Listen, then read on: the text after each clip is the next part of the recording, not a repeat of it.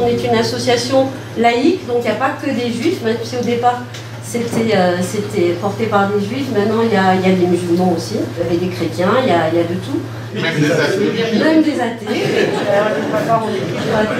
Pour défendre le droit à l'autodétermination du peuple palestinien, on fait partie de la campagne BDS, boycott des investissements sanctions.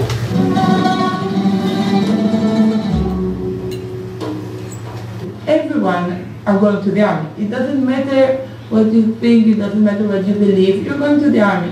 Ce soir, nous allons parler des gens qui refusent de faire l'armée en Israël. Quelque chose qui est constitutif de la citoyenneté israélienne, c'est vraiment un passage obligé.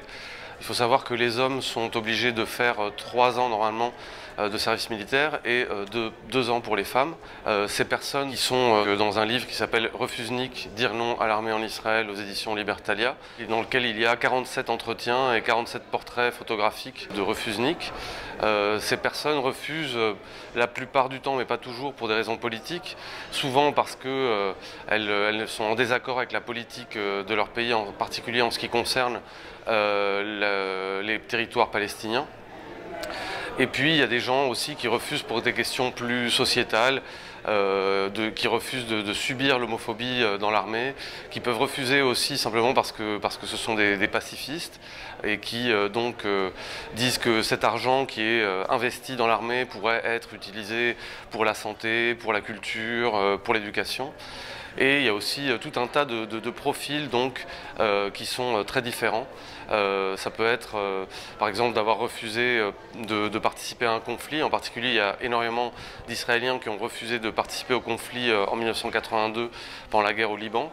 D'autres qui refusent au moment de l'attaque du plan Plomb durci contre Gaza. Un grand nombre d'entre eux ont fait de la prison parce qu'ils refusaient de faire l'armée.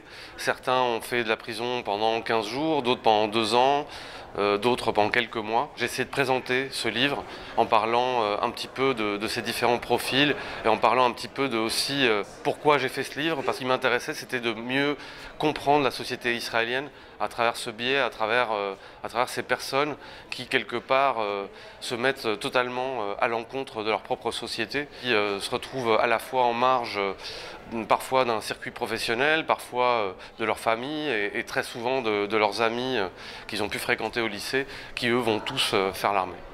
Qu'est-ce qui t'a motivé pour t'impliquer dans cette cause?